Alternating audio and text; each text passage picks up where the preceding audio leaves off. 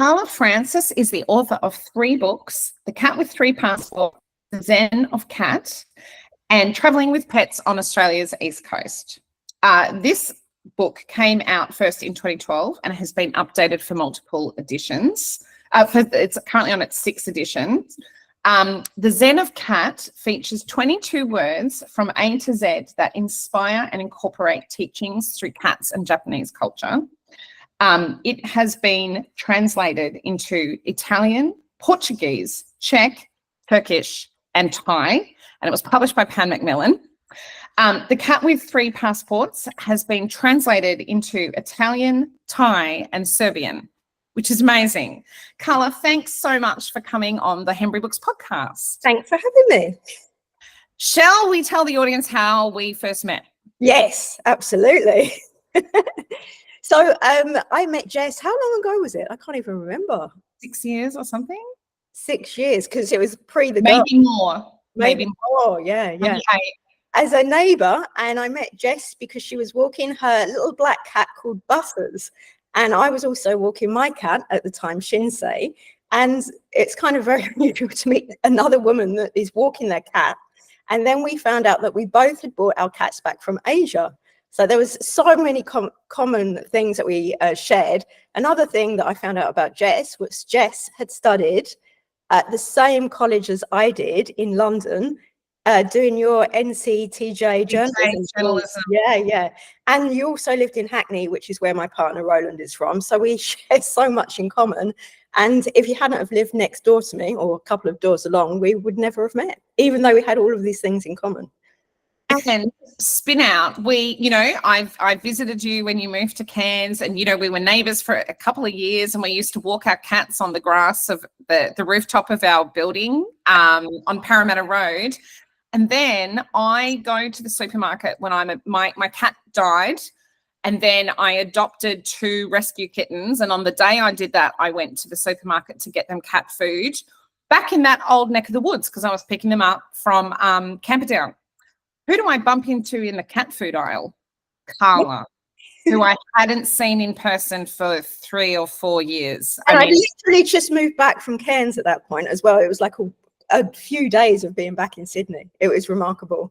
Yeah, we have it's cats that bind us. You looked after my dear Butters for me when I went on holidays. So it is so, and our publishing journey we were both hopeful authors when we met. Like, you'd already published Pet Friendly Accommodation, but we both wanted to publish our books and we hadn't. Yeah. And so we also kind of went through that journey together as well. Yeah, we did. And congratulations to you on, you achieved the big publishing dream, which so few authors, achieve. I did not myself. And congratulations to you as well. I've been watching your journey and you've just skyrocketed. So that's incredible. Yeah, it's a happy ending because I didn't manage to get a traditional deal. I've now, founded a hybrid publishing company, and now I get to work with books and authors all day. So it's been a happy ending for both of us, which yay. Okay. So can you tell us about your most recent book, The Zen of Cat, how you got the idea for it, and then how you got the deal with Pan Macillan? Okay, yeah. So the idea came to me when I was actually promoting the second book, The Cat with 3 Passports. So I was writing a blog post for Lady Dina's Cat Cafe in London, and the idea of the blog post was 5 life lessons from a Japanese cat. So I wrote it and I came away thinking, wow, there's a lot more than 5 lessons I've learned from this Japanese cat. Maybe that's an idea for a book. So I kind of sat on the idea for a while. And then during lockdown, obviously, I had a lot more time on my hands, and I was in Cairns. And Cairns has a very, very big Japanese community that I met through the Buddhist Center I was going to the Buddhist Center probably twice a week when we weren't in lockdown. We dropped off Roland there. Yes, I remember. For your baby moon. Yeah, my baby moon, yeah. So it just kind of happened without me really trying. I met all of these wonderful people in Cairns, and they all, one thing led to another, and then they would introduce me to another person from Japan whose story just fit and resonated with each chapter. It was just seamless and beautiful. It was really easy to write, really, really easy to write. That's fantastic. You did originally conceive of it as memoir though, didn't you?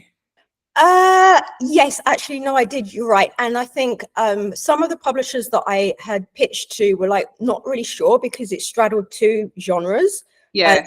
Yeah, they didn't really like the idea because what is it, you know? So then on the feedback that I received from publishers, I was like, well, I've already done a memoir, so perhaps let's try the narrative nonfiction route. Yeah. Yeah. Okay. And what advice would you give a nonfiction author who would love a Big Four publishing deal? I think it's pretty much to establish yourself in the market and, you know, have a portfolio, do blog posts like I did, and then things will just come. You know, you have to put yourself out there and tell the universe in a way that you want to be a writer and take yourself seriously, and then others will take you seriously as well. I think for me, when I was starting out, I never felt that confident about writing. I always thought, oh, you know, you're a bit of a joke, and didn't take myself seriously, probably imposter syndrome. Yeah. I think once I started to write, I felt more confident because I had things published. And I think as soon as you know, even if it's on small blog posts, then you just get the confidence that people, you know, recognize you as an author, I guess. And you're a recognized expert on pets, but cats especially. Tell us about your love of cats, which I share. I love all animals. I mean, I grew up with horses and dogs probably before I got a love of cats. The love of cats came to me actually when I was living in Japan, and I inherited 2 cats from 2 Canadians that were leaving and didn't know what to do with their cats because they were going back to Canada from Japan. And so that reignited my love of cats when I was in Japan. And then I rescued and rehomed 5 cats while I was in Japan, and then ended up bringing one back to Australia with me. So I know I love their sassiness, their independence. You can't really tell them what to do. So I guess there's a lot of things that I would like to, you know, have in my life, or my attitude. I would like to be like a cat, you know, not take things on board too much, live in the moment. You know, there's a lot of lessons from them, I think. Yeah, absolutely. You've had a very beautiful cat called Gershwin, a Mau Mau.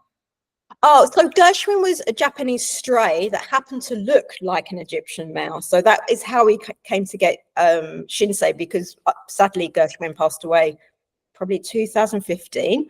And so I wanted another silver tabby, and they were really hard to find. So then I found a breeder in Victoria that bred Egyptian mouse, and they somehow looked like a Japanese stray cat, you know, green eyes, pink nose. Yeah, so that's how we came to get Shinsei. Shinsei looks like a wild cat. Yeah, like a beautiful, a leopard. Yeah. Yeah. Yeah. Yeah. And can you tell us about some of the wisdom that ties in with cats and Japanese culture? Like, can you give us an example? Yes, sure. So I guess one of the main teachings, I guess, that I learned through studying Zen Buddhism was not to have attachments, and not to, you know, hang on or cling on to material goods too much, and to try and simplify your life. So if you look at animals, they don't need much. They just need food, a nice place to sleep, sit in the sunshine, and really live in the moment. So they're probably the things that I've taken most from Zen philosophy in cats, definitely. Yeah, and just, you know, enjoy every day, enjoy eating food, stillness, and not, you know, always rushing and striving, because I think we put a lot of pressure on ourselves to achieve. And, you know, we do need to do that, but do it in moderation, and tie that with self-care. So, you know, make sure that when you have downtime, you really have downtime. Don't keep checking you. I mean, I'm very guilty of this myself, but now I've done simple things like, on my iPhone, I make sure that it's there's a focused section that you can schedule downtime. So my phone will cut off at like 10:30, so I can't look at it, you know, late at night, which I was doing. So simple things like that, just to make sure that, you know, you really appreciate the moment and you're not overwhelmed with, you know, notifications, messages, because it is overwhelming sometimes. Yeah, and relentless. Yeah, even on the weekend. Even on the weekend. When I lived in Myanmar, I had a Buddhist friend, Sanda, who, when I went back to Australia, she looked after our street dog that we'd adopted and Butters, the cat. And I was messaging her and saying, how are they? Have they run away? Are they freaking out that we're not there? She said, Jessica, you are too attached to your animals. Let go. Enjoy your time. They'll be here when you get back. And I thought, Okay, because I was becoming obsessive and anxious, and there was nothing I could do. I know, it's incredible. So, All the time. yeah, I still think of it. It's a fine line, love and obsession. It is a very fine line. Okay, how did the publishing experience compare with your previous books? With Pan Macillan and Pet Friendly Accommodation, you've had a publishing relationship, and The Cat with Three Passports. Yeah, good question. So pros and cons. Very, very different experience. I mean, I was lucky enough to not have to pitch to too many publishers to get both books published. I think we are very lucky in Australia because you can still submit your manuscript online to big publishers and they will read it, whereas in the UK and US, absolutely not. You have to go through a literary agent. So we're lucky here. And I think if you've got an Australian story, they're a lot more willing to take you up. So with the Zen of Cat, I think it really helped that I had Japanese Australians in the book. And yeah, a lot of the people that I interviewed were based here, as well as in Japan. There were also some people in the US and the UK. So it's very much a global kind of project. But I think it really, really helped the fact that it was an Australian story, essentially. And the same goes for the first book, The Travelling with Pets. It was with a small Australian publisher called Woods Lane Press. Yeah. And because that was, you know, the audience is, predominantly Australian. It's aimed at the Australian market. So both books, I think, because of that, were picked up, definitely. Okay.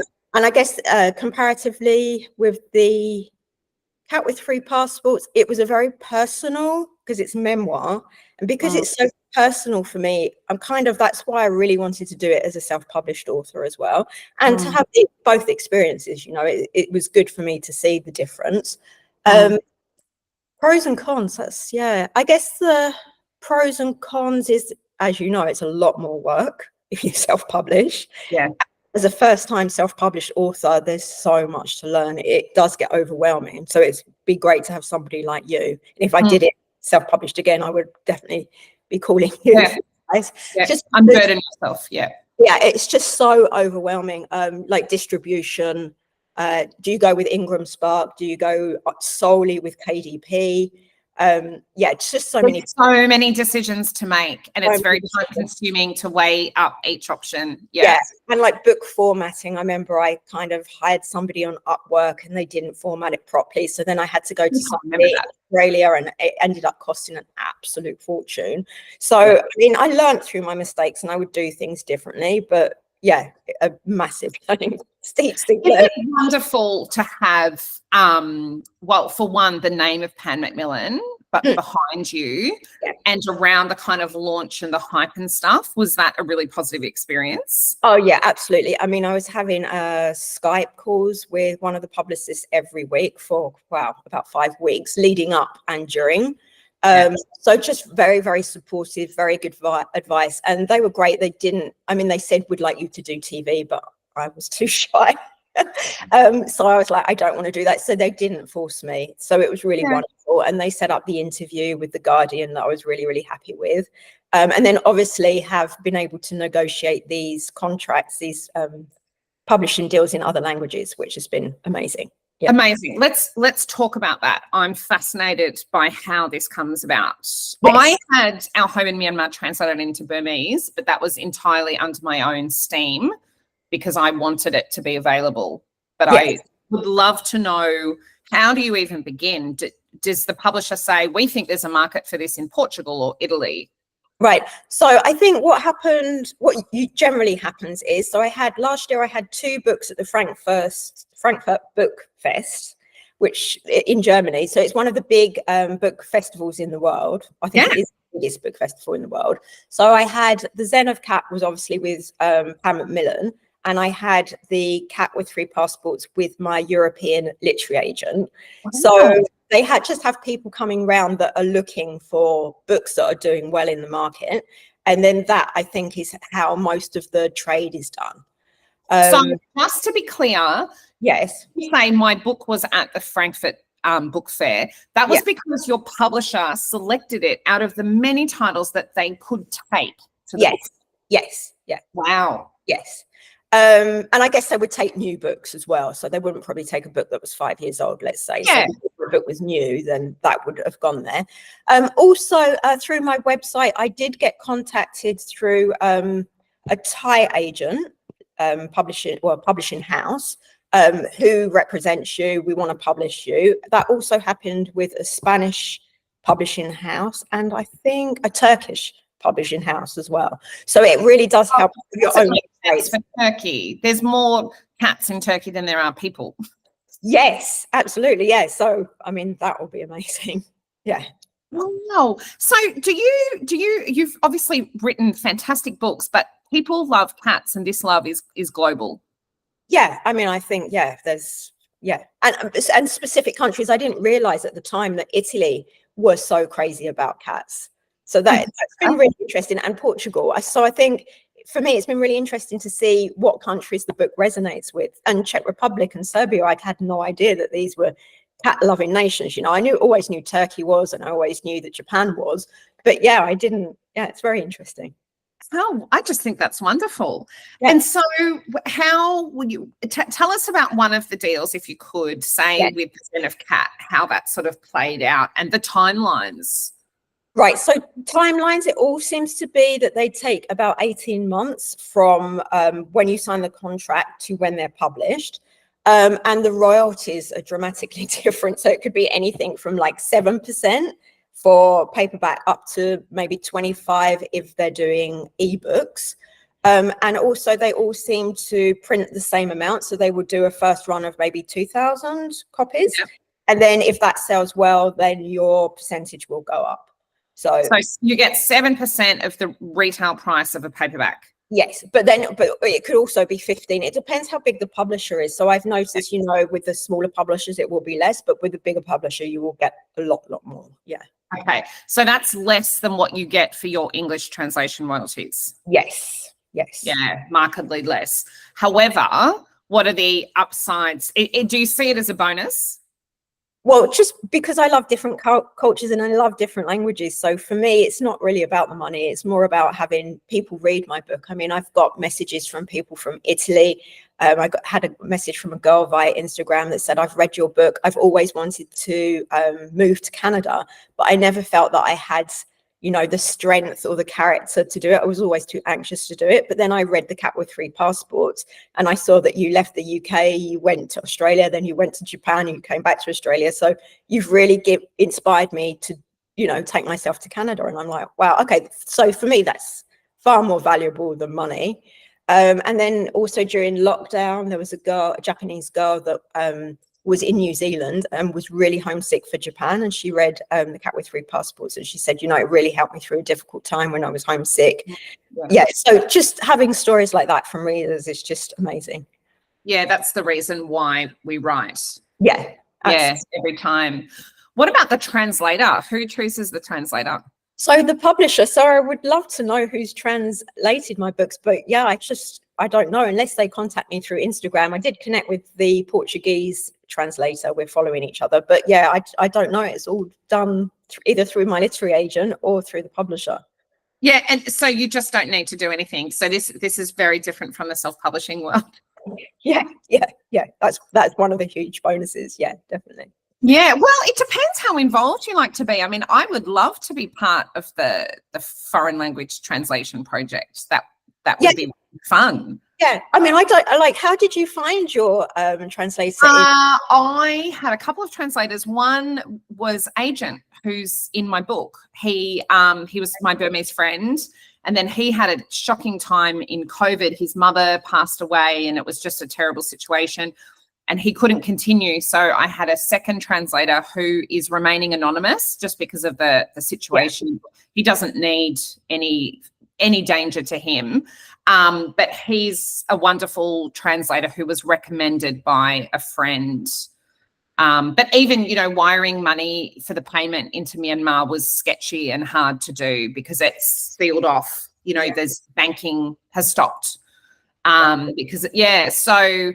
and it took a long time. It took a lot longer. There was, you know, a lot more delays. But then I had someone contact me from YouTube, and her YouTube channel is Burmese Books, that she just reads them. So now it's an audiobook, which is cool because if you can't read, you can still listen to the book. So I really liked that. Yeah, I love that. How one brings free ebook.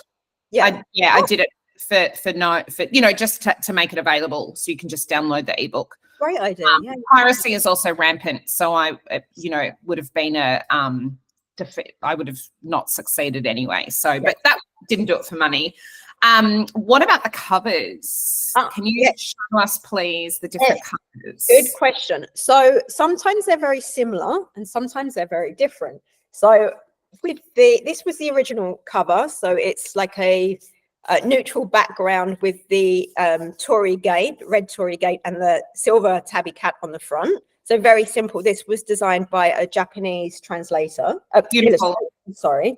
So I really wanted a Japanese illustrator to do the design. Big first. It's gorgeous. Request.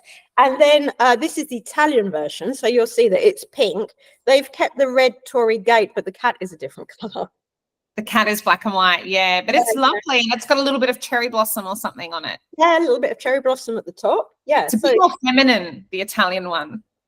Isn't it? Yes, it is. Yeah, it is. And maybe that, maybe they're right. That's my readership. Although I did have one Japanese guy that read the book, and he had a very similar story to me, but in reverse. So he was based in Tokyo with a British wife, and they were moving back to the UK, and they were taking their little dog Gilly with them, but they didn't want to take Gilly on a long haul flight in the cargo hold. So it meant that they had to fly from Kyoto to Paris, not Kyoto to London, because London is really strict with with importing pets. So they flew the cat in the the dog in the cabin, and then they got to Paris, and then they went overground from Paris to London, just so the dog wouldn't travel in the cargo hold, which is amazing. So anyway, I got talking. I met him. He'd read The Cat with Three Passports. And because of his story, he ended up being in the Zen of Cat. And just because we met on Twitter. I love the community that you start to build, because people come out of the woodwork to say, we're similar. Your story resonated with me. And that's how you find your people in the world. Yeah, absolutely. Yeah, that's the thing. I think that's more than money. It's just, the community that you build. Absolutely. It's so great. So the second one as well, very, very similar, but bigger. So this is the Zen of Cat, which has what color would you call it? Purple? Almost. It's sort of a very pale violet. Very pale violet, yeah. Okay. So with red writing and then 3 black cats sitting on the lettering. So it's a lot bigger, the Portuguese version. I also just adore the cover. It's so striking. Who did that? Obviously, Pan Macillan designer did it. Yeah. And you've got writing going vertically down. I do. Yeah. With the Japanese theme, because their writing goes down. Yeah, instead of left to right. Yeah. One more to show you, but it's not hard copy, is the Italian design, which I absolutely love. Can you see this? So very, very different. Not seen that. That's beautiful. I love that. Incredible, isn't it? I love the illustration. It's very simple and very zen. As a writer, it must be really quite incredible to see that, like, your work being translated is quite an honor. Yes, absolutely. Yeah, absolute honor. Yeah, I never thought in my wildest dreams it would ever happen. No way. Yeah. And the royalties may be, because the cost of a paperback in Italy, I'm sure, is maybe half the price of what we pay in Australia, I would suspect. Probably, yeah. Although say 2/3 or something. Yeah. But each time this happens, this is more royalties that are coming into your account. Yes, exactly. And some of them are going to be audio books as well. And with some of the publishers, I've got a bigger advance than others. So the advance can be anything from 3,000 euros up to 20,000 euros. So it depends on the size of the publisher again. When you say the advance from Portugal, Italy, all of them. Yeah, all of them have paid me in advance, but the amount varies dramatically. That's fabulous. So for each language that we're talking about, you've received between 3,000 and 20,000 euros. Between 2,000 and 20, yeah. Well, can I just say that's awesome? It's pretty good, yes. It's awesome. Wow. And you've been on a trip to Portugal. Can you tell us about that? Your Instagram feed has been unreal lately. Oh, yeah, I know. It was probably one of the best experiences of my life to go to another country and see my book published in a different language in the bookstore and at the airport as well. So when I flew out of Porto, I just went in to have a little browse and I was like, oh my God, my book's even in the airport in Portugal. So yeah, it was incredible. And my Japanese friend Chia, that also features in the book, she was there with me when we were meeting the book retailers and going into all of the different shops. And yeah, she was so thrilled as well to see her name, you know, as a Japanese person in Portuguese. Yeah, it was just really cool. So the purpose of your trip was to meet retailers? Is that in Portugal? Yes, to meet to see the book in the bookstore, to meet the publishers and the retailers. Yeah. Why was that important to do, and why in Portugal? Well, because I went to Italy. I went to Rome the year before when the book was in Italian, published in Italian. So I don't know. I just think it's never going to happen again, you know, in my lifetime, probably. Well, I hope it will. But it's once in a lifetime, I think, to experience that. Yeah, it's a bit Carrie Bradshaw, like, you know, she incredibly cool things like getting to ring the bell at the stock exchange, you know. Yeah, absolutely. Yeah. So I just think if that's happening, I have to go. I have to meet these people because that doesn't happen every day, you know. No, it doesn't. Absolutely does not. You are very good, I think, at making your book global. Like you have the force of big successful publishers behind you, but you also generate buzz. Can you share some things that you do with your book? Like I don't know, people are sending you photos of your book in all parts of the world and you set up great shots. Just tell us about doing things like that. I mean, I guess wherever I travel, I make sure I take the book with me. And I think because I've done that myself, people have also seen me do that. So then they're probably inspired to do it themselves. So I had a really beautiful reel sent to me by an Italian couple that were honeymooning in Japan. And the first shot of them was the girl holding the Italian version of the book at the airport before they boarded the flight. And then she was in Kyoto also with the book. And I was like, wow, that's just incredible to be in such an important part of somebody's journey like that and be involved. It was just amazing. So I think because other people have seen my Instagram feed, then, you know, they think, oh, we'll do the same thing. Yeah. Yeah, it's wonderful. So you see every opportunity as like, it's like the photos are pretty and it's travel and it's your book and you just make the time and have the confidence to do it as well. Yeah, I guess. I mean, it comes quite naturally, I guess, because I used to do, I'm still doing a lot of promotion for the Traveling with Pets. So that's in Australia, but that's Australians with their dog predominantly traveling in amazing places in Australia. So I guess I just took that. And carried it over to the Zen of Cat or the Cat with 3 Passports. But now I have like 4 Instagram accounts, so that can be overwhelming as well sometimes to maintain all of the feeds. Yeah. Are there plans for further translations, or you shall await further contact? Yes, exactly. I never know, you know, I just wake up one morning and I have a message from Pan Macillan, great news. And I'm like, oh, another one. So yeah, I don't know. And then I also have my literary agent in Amsterdam that will message me every now and then and say, oh, great news, we've got another deal. So yeah, I guess another one could happen at any How point. did you get yourself a literary agent in Amsterdam, Carla? Oh, wow. It was... Yeah, I mean, I contacted literary agents in Australia, UK, USA. No one was interested. So I was like, you know, think outside the box. Your book's global. Try somebody in Europe. And she was happy. It resonated with her. I sent her the PDF of the book and she said, yeah, I could pitch this, you know, cats in Japan. Why not? So at what point did you get your agent? It was prior to publication or after publication? Oh, no, after, yeah, probably about a year after. So once I'd done all of the hard work with, you know, the self-publishing journey and it was out there, I was like, I don't actually know why I thought about doing it in another language. Maybe because I think I wanted it like you to have it in the country where the story was set. So I was looking predominantly at Japanese translations. That was my idea, but unfortunately that hasn't happened. And I asked my Japanese friend, why do you think it hasn't been popular in Japan? And she said, oh, I think probably because Japanese people always want to read about other cultures, not necessarily about, you know, a Gaijin or a foreigner writing about their own culture. And when she explained it like that, it made a bit more sense.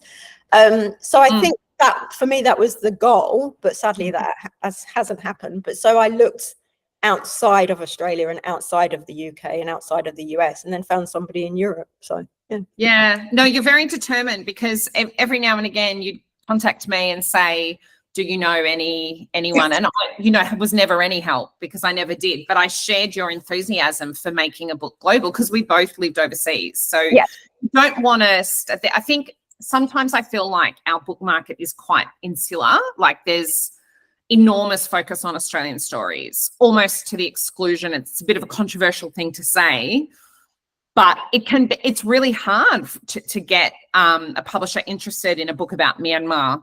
Yeah, absolutely. Which is what I found with The Cat with Three Passports, because it was predominantly set in Japan. But I mean, it did have a nice ending about Australia. It still wasn't enough. But then, you know, flip side of that is you can submit unsolicited manuscripts to Australian publishers if you have an Australian story, whereas you can't do that in the US or UK. Yeah. So yeah, pros and cons again. Pros and cons. Have you got plans for more books? Absolutely. So I currently have probably about 3 that I'm trying to write simultaneously, which is not a great idea. So I had to put 2 on the back burner and just solely concentrate on the one that I'm writing at the moment. I'm probably 3/4 of the way through, but it's just finding the time. As you know, it's like, you know, when you're juggling so much else in your life, it's difficult. But I think I heard you on a podcast say recently that you write in the morning, so that when you know life takes over, that you know that you've had those moments in the morning that you have written something and it makes you feel better. Yep, that's how I do it. I've done something myself. I did it this morning. Yeah, which is really, really good. Yeah, I like that idea a lot. And then just get up half an hour earlier if that's what it takes. I do mine at the start of my workday, because otherwise things get more and more urgent as the day goes on, and I won't allow myself to give myself that time. Have you started writing in the morning? Yeah, absolutely. Yeah. And we're freshest. Our brain is, you know, just had hopefully a lovely big sleep. Hopefully. Less and less these days. But Okay, so final question for you. What would your advice be to an author who is also globally minded and they want their book to go places? Well, firstly, never give up, because it can be tough. But to try and set yourself apart maybe from other people, find a niche that resonates with you and you're passionate about. Do blog posts, even if it's for small little bloggers, you know, get your name out there, build your profile, get a portfolio together. And also I would say, look at what the publishers are publishing. With Pan Macillan, I know that they've done quite a lot of other books that were Japan related or cat related. So my book fit perfectly in with their list. So when you're researching, make sure you target publishers that are looking for something that you're offering, definitely. So did you pitch Pan Macillan? Do they have like Alan Unwin? They have like their Friday pitch? Yeah, exactly. So that's how I. How long was it in terms of the date you submitted? Forever. I'd even forgotten that I'd submitted to them. It took so long. Yeah, I was like, oh, I'm not going to hear from them. And then over a year? Probably just under a year, but it happened just as I was leaving Cairns. I remember I was sitting in the room. My room, the living room was filled with boxes. We had cleaners in, and I was just checking, you know, as you bonds, getting my bond back from the house I was renting in Cairns. And then I was like, Pan Macillan, oh, wow, what's this? We love the idea. Can we chat? And I was like, oh, okay. Yeah, completely unexpected, out of the blue, when I was sitting in a house, you know, ready to move back to Sydney and take my 2 cats on a road trip. Oh my goodness. So from the time you got that email to the time the deal was signed, the contract was signed, how long was that time frame? So I think we left in about November. And then the book was released in July.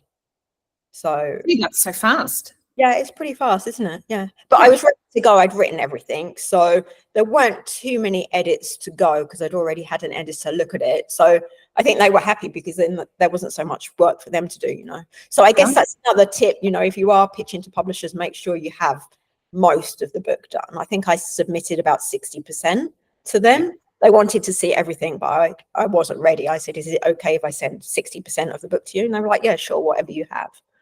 Yeah. Because more important to show them what is perfect. Yes. Than 100% that's a bit rushed. Yeah, exactly. Yeah. You've got one chance. One chance, yeah. How were the negotiations? Did you do them in person or over Zoom? Over Zoom, yeah. Yeah. Was that nail biting? Yeah, I locked the cats away. I was like, told Roland to leave the house. I didn't want any disturbances. I had to focus, but it was so casual, and she was so lovely that I didn't need to worry about any of that. So you often, make yourself have some kind of meltdown about these things when you really don't need to, because everyone, it's so important to you. But I think, they wouldn't contact you unless they're pretty sure that they want to publish you. So I think, when you have those meetings, know that you've done something that is worthwhile and people are interested in. So absolutely, to get to that point of a meeting is success. Yeah, absolutely. Although I didn't feel like it at the time at all, but yeah, afterwards I did. Did they kind of assign you an editor who was like your Pan Macillan person throughout? Yes, I did, and she was fantastic. So she took it away. I think we looked at it 2 or 3 times, and she would submit it with comments in a Word doc. So then I would go through the Word doc and work through all of the comments and do the edits and the changes. So there weren't too many, actually. I was pretty lucky. Yeah. What was her name? Danielle, but I can't remember. Okay. Danielle at Pan Macillan. She was good. Yeah. Oh, the whole team at Pan Macillan were fantastic. I felt very, very supported and not under any pressure at all. Yeah. That's wonderful. That's so important. So important. Yeah. Terrific. Especially for somebody like me that's a perfectionist, if somebody's then saying what you've done isn't good enough, then I would, have a bit of a meltdown. So of course. It's deeply personal. And when you invest everything into it and then if you're told it's not good enough, you think, well, that's the best I can offer. I'm sorry. Yeah, exactly. Yeah, because there's so much sacrifice that goes into it. As you give up your social life, you give up your Sunday mornings, you give up out with people. Yeah, it's just you have to be very, very dedicated and solitary and just sit on the computer and do your work and not get any distractions. Yeah. And so the 3 books that you're going to write, are they cat based? The next one is actually going to be dog based. Oh, cool. Yeah. Just for something different. I'm going to try my hand at fiction, but that's going to be a long process. Okay. The other one is probably more low content book, easier to write, I would say. Yeah. Terrific. Well, your creative juices are flowing and that's amazing. They're all very different projects. I can see why each would appeal, but also stressful.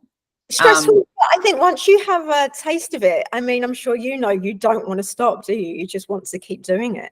It's just so enjoyable. It is so enjoyable. Yeah. It's not getting to the end that's enjoyable. It's the whole. I really do. I enjoy even the hard days. I still know research. Yeah, because you'll contact somebody and they might not have the right answer for you, and then they'll say, "How about you talk about this to this person?" And so it all just connects somehow, and it's wonderful the people that you meet along the journey. Yeah, sure is. Well, thank you for being very generous with your time and telling us all about your journey to publication and incredible global success. Thank you. Thanks, Carla. Bye.